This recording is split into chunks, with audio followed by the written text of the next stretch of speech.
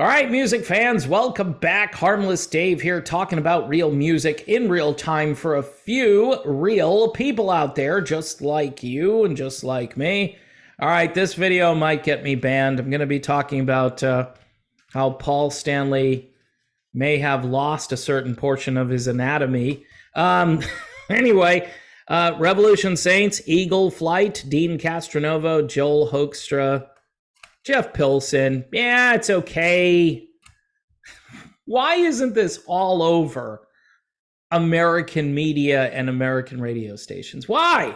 Why? Tell me. It's not accessible. Yes, it is. It's not dark enough. Man, it's kind of dark in places.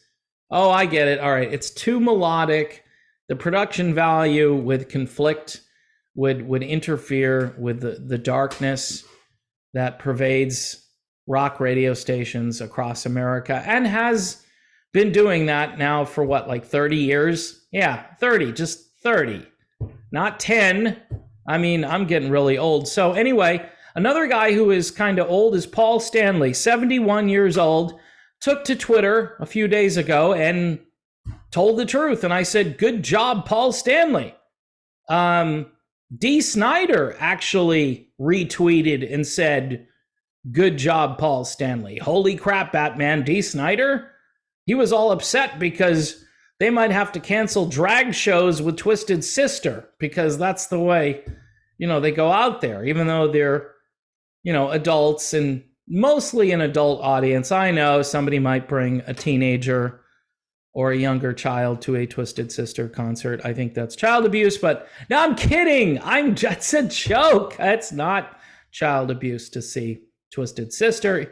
You know what it is, though? It's audio abuse because you got like one or two songs you're going to listen to, and then you're going to want to go home. You're going to hit the parking lot at that point. So Paul Stanley, though, has lost his testicles. They're gone. They have rolled. They have rolled away. I'm sorry, people. I'm just, they say if you make fun of this, that it gets people so angry. And I'm just going to have a good time. If the world is going to end, if this is the way it's going to go out with the craziness and I can't figure out who I am and the AI taking over everything, including the music, by the way, including the music industry, I'm just going to have fun.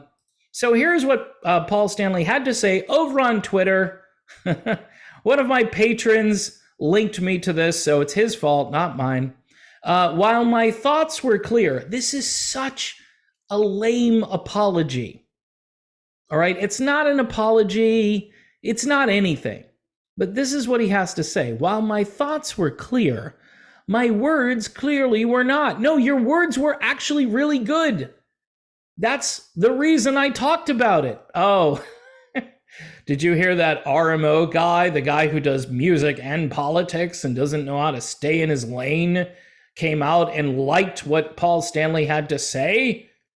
While the rest of the rock media, of course, was incensed. But then, again, Dee Snider, who's been wrong about everything for the last 4 years. The war in Ukraine, wrong.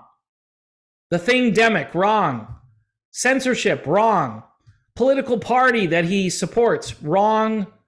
And more wrong, okay? But he was right. He retweeted Paul Stanley, and I'm like, is this the actual Dee Snider? Is this a bot account? I mean, all right. So let's read what Paul Stanley had to say here in his circus backpedaling thing here. Most importantly, and above all else, I support those struggling with their sexual identity while enduring constant hostility, and those whose path leads them to reassignment surgery.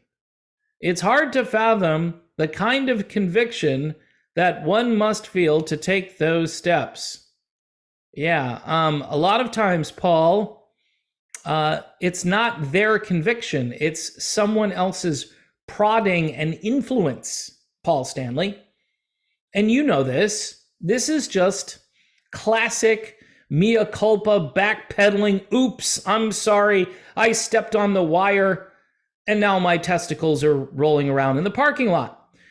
A paragraph or two will remain far too short to convey my thoughts or point of view, So I will leave that for another time and place. In other words, I need to apologize in an even bigger way. This is not going to be good enough.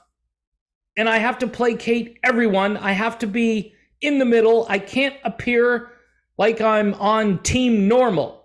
Because if I do that, then I'm pretty much going to get canceled and shut down. You know, a couple of my patrons said, wait for it. He's going to have to apologize. And D. Snyder is going to need to apologize for agreeing with Paul Stanley. Do these guys have any testosterone left? Is it just because they're rock musicians and they used to dress up like women? Is that what this is? Or is it just the nature of old age? You know, things diminish over time. And maybe, you know, Paul and Dee and everybody else, they're just like, yeah, I'm really not feeling like a man anymore. I feel like a woman. You know, it's like a Shania Twain song again. So in any event, Paul Stanley backpedaling faster than any kind of circus act that you would see at the Ringling Brothers and Trump Circus. I'll tell you, I used to love Dee Snider. He was actually on The Apprentice. He was amazing. He was fantastic. And then he lost, okay? And that's why he's mad at me. He's clearly because he lost. If he had won, you know, he'd love me. He'd be on the campaign trail and we would play You're Not Gonna Take It like every 2 seconds. But instead now it's really troublesome. So I have to play Rocket Man by Elton John. He does. He plays the Trump rallies. There's some weird music selection going on. You can't always get what you want. That's not really the best song to play at a Trump rally. I noticed that, though, and I figured I'd, you know, remember it, and I just did. All right, Revolution Saints. These guys have all their body parts in place. Nobody has caved. Of course, nobody's going to ask anybody in the Rev Saints, although you might ask Dean Castronova, but then they'll do all the cut and paste journalism from 2015 to make Dean look like a bad guy, even though here's a guy who loves God and is doing the best he can with his life. Gee, maybe a pat on the back is in order. Maybe some congratulations. This is a good album. Go out and buy it. That's my endorsement. Anyway, thanks for watching, people.